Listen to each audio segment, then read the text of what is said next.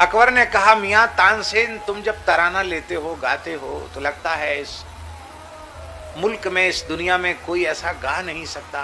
बहुत खूबसूरत गाते हो, क्या बढ़िया गाते हो। प्रशंसा के पुल बांधने लग गया।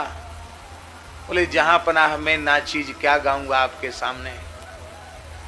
गाते तो श्रीनाथ जी के सामने श्री कुंभनदास जी हैं, एक ब्रज के जमनामते गांव के भोले भाले ब्रजवासी हैं, पर क्या गाते हैं, क्या स्वर है उनका। अरे बोले, उनको बुलाओ हमारे दरबार में गाने के लिए। बोले, वो किसी राजा महाराजा बादशाह के दरबार में गाने वाले हैं, जो श्रीनाथ जी के कीर्तनिया हैं, तो नहीं गाने आएंगे। तो बोले, अकबर ने राजदूत भेजा, बोले कि वो नहीं आ सकते हैं, तो मैं उनके पास गाना सुनने आना चाहता हूँ, उनकी अनुमति हो। सेवक आ गया। कुंभनदास जी ने विचार किया कि बादशाह आएगा, फौज पलटन आएगी, रजोगुणी तमोगुणी लोग आएंगे, पता नहीं क्या उठपटांग खाएंगे पिएंगे, ब्रज की भूमि दूषित होगी, ब्रजवासियों को, संतों को, पशु पक्षियों को पीड़ा होगी, इसलिए सबको पीड़ा न हो, इससे अच्छा है कि मैं अकेले ही कष्ट सहन कर लूं। तो उन्होंने कहा कि नहीं, बादशाह को आने की आवश्यकता नहीं है। फतेहपुर सीकरी में अकबर था। बोले, हम ही आ जाएंगे। कब आएंगे?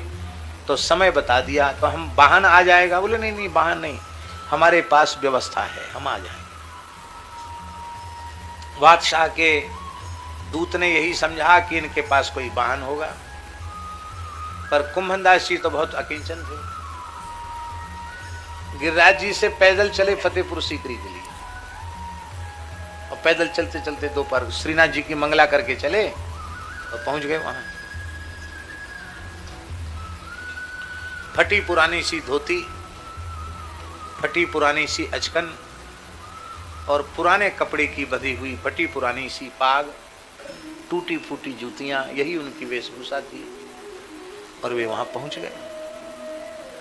आश्चर्यचकित हो गया अकबर कि एक इतना बड़ा गवैया, इतना सामान्य। आइए आइए कुंभनदास जी आइए। लोगों ने कहा, बादशाह सलामत को सलाम कीजिए। आप खड़े रहे, बेचारे भोले भाले पहली बार आए थे। बोले, भैया अकबर जय श्री कृष्ण। और कहा क्या बेचारे, भैया अकबर जय श्री कृष्ण। अच्छा अच्छा बाबा साहब, बैठिए बैठिए बैठिए, कुछ सुनाइए। अकबर नहीं बोला जय श्री कृष्ण। अच्छा बाबा साहब बैठिए। बैठ गए। गाइए। तानपुरा, पखावज, सब वाद्य तैयार हो गए, स्वर लहरी चालू हो गई। कुंभनदास जी से कहा, गाइए। अब उनको गाने का मन नहीं। अच्छे से अच्छा गवैया हो, गाने का मन ना हो तो गा नहीं सकता। उस श्रीनाथ जी के सामने गाते, बादशाह के सामने क्या गाए। लेकिन उनको मन में आया कि गाना का मन न हो तो भी तो गाना पड़ेगा। क्यों? जब तक गाएंगे नहीं तब तक यहां से छुट्टी नहीं मिलेगी।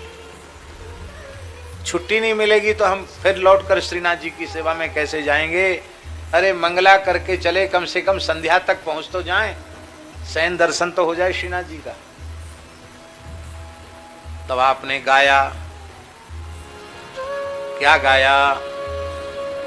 बड़ा सुंदर। श्री कुंभनदास जी महाराज की जय। कहा सी करी सो काम भगत को, कहा सी करी सो काम भगत को। भक्त को फतेहपुर सीकरी जाने का क्या मतलब? कहा सी करी सो काम, कहा सी करी सो काम भगत को, कहा सी करी सो काम भगत को, कहा सी करी सो काम। यहाँ आने में हमको क्या लाभ हुआ? आवत जात पनहिया टूटी, आवत जात पनैया टूटी, बिसर गयो हरि नाम भगत को, बिसर गयो हरि नाम भगत को, काशी करी सो काम भगत को काशी करे सो काम। जाको मुख देखत दुख लागत, जाको मुख देखत दुख लागत, ताको करन परी प्रणाम, ताको करन परी प्रणाम। कुंभन दास लाल गिरिधर बिन, कुंभन दास लाल गिरधर बिन, यह जग झूठो धाम भगत को, यह जग झूठो धाम भगत को, काशी करी सो काम भगत को, काशी करी सो काम। कौन कह सकता था कि जाको मुख देखत दुख लागत, ताको करण परी प्रणाम। तेरे जैसे विमुख जीव को देख करके बड़ी पीड़ा होती, हाय हाय कितना दुर्लभ मनुष्य का जन्म तू ऐसे ही गंवा रहा है, भोगों में विषयों में खाली अहंकार में फूला हुआ है। और तुमको सलाम भी लोग कह रहे, सलाम करो बादशाह सलामत को, ताको करण परी प्रणाम। गरीब आदमी है, ये पनहियां घिस गई टूट गई, अब नई बनवा सकते नहीं। और तू अपनी चमक दमक दिखा रहा, बादशाही ठाट बाट दिखा रहा है। कुंभन दास लाल गिरिधर बिन, यह जग झूठो धाम, ये सब झूठा है, इसको तू क्या मुझे दिखाता है। यद्यपि खींच कर गाया था, लेकिन वहां बैठे हुए लोगों को एकदम रोमांच हो गया, इतना सुंदर गाया। खींच कर गाया तो ऐसा गा, रीझ कर गाते होंगे तो कैसा गाते होंगे। बादशाह ने कहा, मियाँ तानसेन, तानसेन मियाँ नहीं था, वो तो ब्राह्मण ही था, लेकिन वो मियाँ तानसेन बोलता था उसको। मियाँ तानसेन कहा, हजूर। बोले, तुम गाते हो बहुत लंबे समय से, पर इतना बढ़िया तो नहीं गाते हो, इतनी मिठास तुम्हारे नहीं। अरे इतना बढ़िया गाया कि बाबा जी ने बहुत अच्छा गाया, इतनी मिठास कहाँ से आ गई इसके गले में। उसने कहा, जहां पनाह गुस्ताखी माफ हो। हाँ बोलो, क्या कहना चाहते हो। बोले, मैं नाचीज एक हाड़ मांस के पुतले, मिट्टी के पुतले बादशाह को रिझाने के लिए गाता हूं, और ये अनंत कोट ब्रह्मांड नायक बादशाहों के बादशाह श्रीनाथ जी को रिझाने के लिए गाते हैं। तो हमारे इनके गाने में तो धरती आसमान का अंतर रह गई। गायन इसलिए गाओ, ये मत सोचो कि हमको संगीत नहीं आता है। संगीत नहीं आता तो मत आवे, आप कीर्तन करो। कीर्तन करते करते सब राग रागनी संगीत ठाकुर जी चाहेंगे तो सब अपने आप आ जाए। आप गाओ। कैसे गाएं, गाने में बड़ी लज्जा आती है। गायन बिलज्जो, लज्जा रहित हो करके गाओ, गाने में लज्जा मत करो।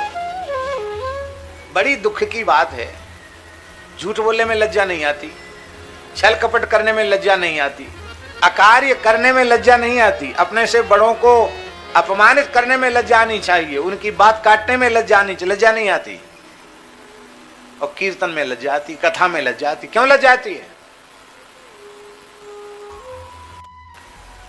अकबर ने कहा, मियां तानसेन, तुम जब तराना लेते हो, गाते हो, तो लगता है इस मुल्क में, इस दुनिया में कोई ऐसा गा नहीं सकता। बहुत खूबसूरत गाते हो, क्या बढ़िया गाते हो। प्रशंसा के पुल बांधने लग गया।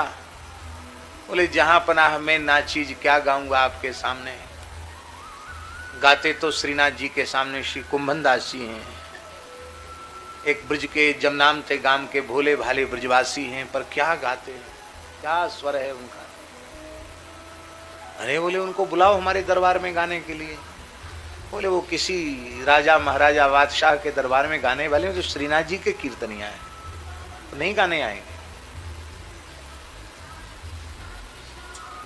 तो बोले अकबर ने राजदूत भेजा, बोले कि वो नहीं आ सकते हैं, तो मैं उनके पास गाना सुनने आना चाहता हूँ, उनकी अनुमति हो। सेवक आ गया। कुंभनदास जी ने विचार किया कि बादशाह आएगा, फौज पलटन आएगी, रजोगुणी तमोगुणी लोग आएंगे, पता नहीं क्या उठपटांग खाएंगे पिएंगे, ब्रज की भूमि दूषित होगी, ब्रजवासियों को, संतों को, पशु पक्षियों को पीड़ा होगी, इसलिए सबको पीड़ा न हो, इससे अच्छा है कि मैं अकेले ही कष्ट सहन कर लूं। तो उन्होंने कहा कि नहीं, बादशाह को आने की आवश्यकता नहीं है। फतेहपुर सीकरी में अकबर था, बोले हम ही आ जाएंगे। कब आएंगे? तो समय बता दिया। तो हम वाहन आ जाएगा? बोले नहीं नहीं, वाहन नहीं, हमारे पास व्यवस्था है, हम आ जाएंगे। बादशाह के दूत ने यही समझा कि इनके पास कोई वाहन होगा, पर कुंभनदास जी तो बहुत अकिंचन थे। गिरिराज जी से पैदल चले फतेहपुर सीकरी के लिए, और पैदल चलते चलते दोपहर श्रीनाथ जी की मंगला करके चले और पहुंच गए वहां। फटी पुरानी सी धोती, फटी पुरानी सी अचकन और पुराने कपड़े की बंधी हुई फटी पुरानी सी पाग, टूटी फूटी जूतियां, यही उनकी वेशभूषा थी। और वे वहां पहुंच गए। आश्चर्यचकित हो गया अकबर कि एक इतना बड़ा गवैया, इतना सामान्य। आइए आइए कुंभनदास जी आइए। लोगों ने कहा बादशाह सलामत को सलाम कीजिए। आप खड़े रहे, बेचारे भोले भाले पहली बार आए थे। बोले भैया अकबर जय श्री कृष्ण। और कहा क्या बेचारे, भैया अकबर जय श्री कृष्ण। अच्छा अच्छा बाबा साहब बैठिए बैठिए बैठिए, कुछ सुनाइए। अकबर नहीं बोला जय श्री कृष्ण। अच्छा बाबा साहब बैठिए, बैठ गए। गाइए। तानपुरा पखावज सब वाद्य तैयार हो गए, स्वर लहरी चालू हो गई। कुंभनदास जी से कहा गाइए। अब उनको गाने का मन नहीं। अच्छे से अच्छा गवैया हो, गाने का मन ना हो तो गा नहीं सकता। उस श्रीनाथ जी के सामने गाते, बादशाह के सामने क्या गाए। लेकिन उनको मन में आया कि गाना का मन न हो तो भी तो गाना पड़ेगा। क्यों? जब तक गाएंगे नहीं तब तक यहां से छुट्टी नहीं मिलेगी। छुट्टी नहीं मिलेगी तो हम फिर लौटकर श्रीनाथ जी की सेवा में कैसे जाएंगे। अरे मंगला करके चले, कम से कम संध्या तक पहुंच तो जाएं, शयन दर्शन तो हो जाए श्रीनाथ जी का। तब आपने गाया, क्या गाया।